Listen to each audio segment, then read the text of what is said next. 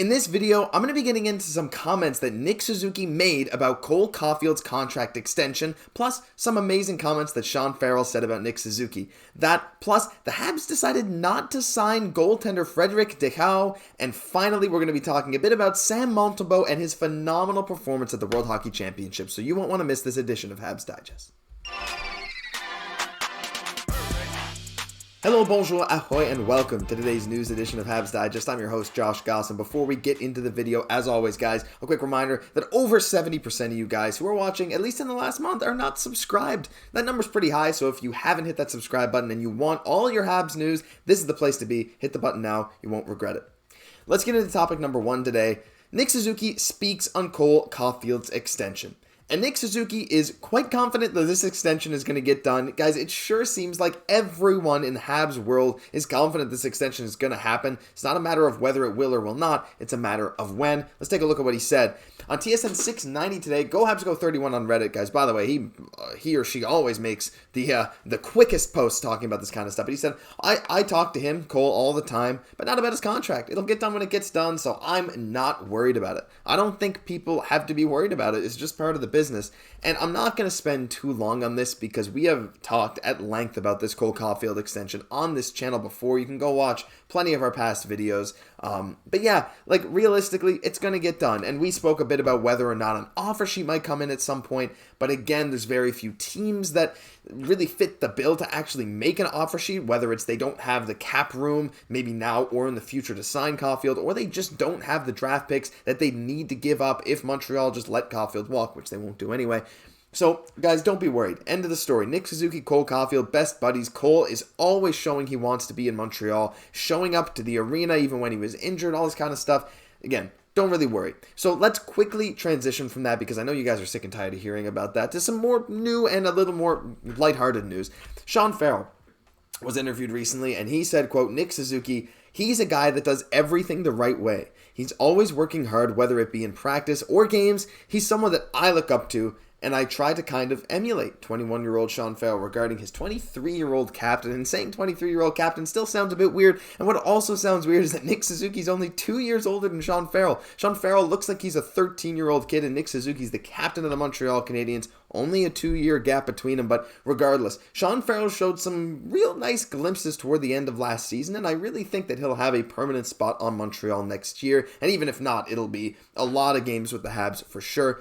And it sure seems like this culture is really perfect for him to grow along with these other young guys, right? When Nick Suzuki, your captain, is a 23-year-old guy who's really relatable to a lot of these younger guys coming into the team. I mean, I'm 26 and I feel like I'm 20 sometimes. You know, I feel like I can talk to almost anyone in this age group. But the fact that Nick Suzuki is 23, leading these young guys, and they have incredible respect for him already, and they're trying to emulate him, that is the mark of a good captain, and it's the mark of a team that I think has amazing potential going forward. So really, really cool to hear Sean Farrell speak out about his captain like that.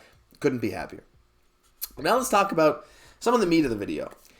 Speaking of young guys, Frederik Dichow is, I guess, not that young. He's 22 years old. He is a goalie prospect, but the Habs decided not to sign him. Le Canadien laisse aller le gardien Frederik Dichow. And it really seemed like that was going to be the case. Frederik Dichow was signed to the Montreal Canadiens, or at least they had his rights, and the Habs just decided not to go after him. Now here's the thing with Frederik Dichow. Let me just bring you up his elite prospects page so you can have a look, at least just in the last few years.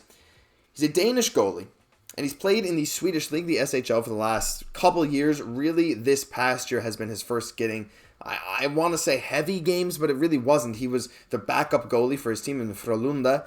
So in 16 games, he had an .899 save percentage and a 2.76 goals against average. However, when you look at his international play on a fairly weak Danish national team, he put up some staggeringly good numbers. 2021-22 at the international level as a whole in 7 games had just over a 2 GAA with a .923 save percentage.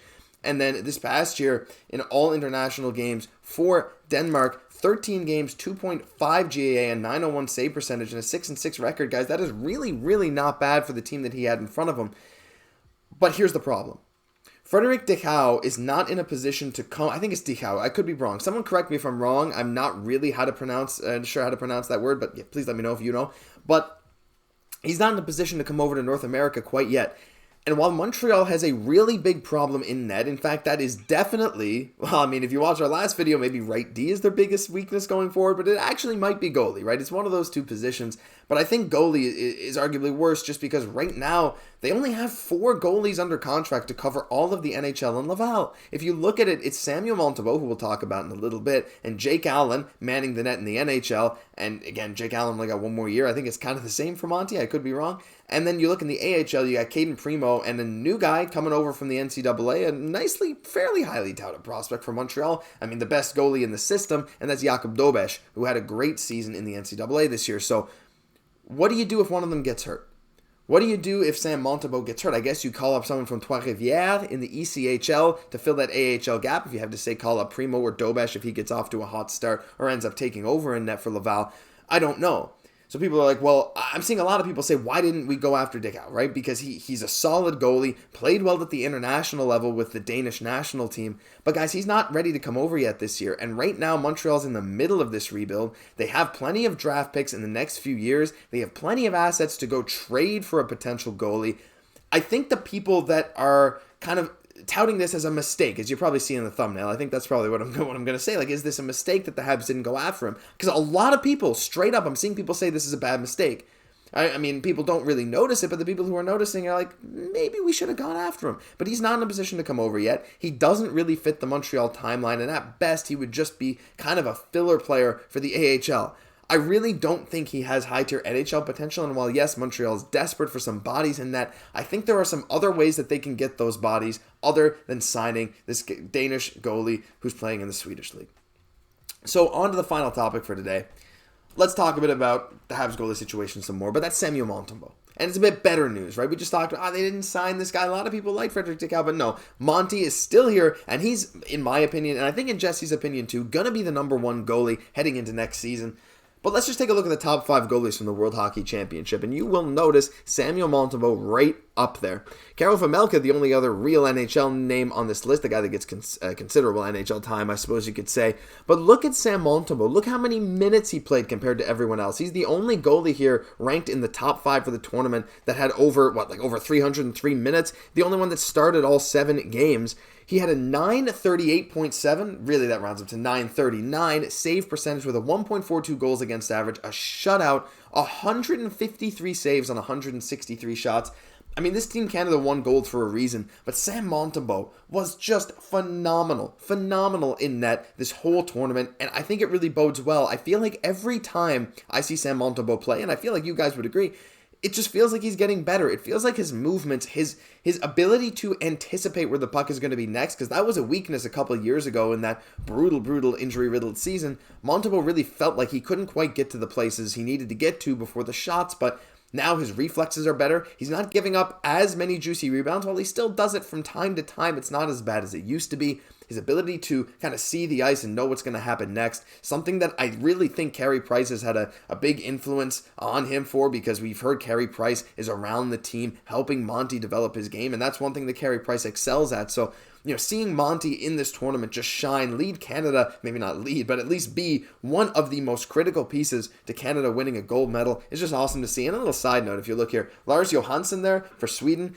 that is actually Frederik Dichow's goalie partner, I want to say, in that, though Lars Johansson is definitely the starting goalie for that team. So kind of an interesting connection there, Habs connection as well. But yeah, Monty is shining again, and yeah, I think you guys should appreciate Monty now, and I think coming into next season, we'll see maybe even a better goalie than we did this year. He is really proving himself, but yeah, I can't wait to see what's in store. But that'll do it for this news edition of Habs Digest. If you enjoyed, leave a like, comment, subscribe to the channel. We're well on our way to 6,000 subs. We'd love if you guys could help us get there. I've been your host, Josh Gosse. We'll catch you in the next one.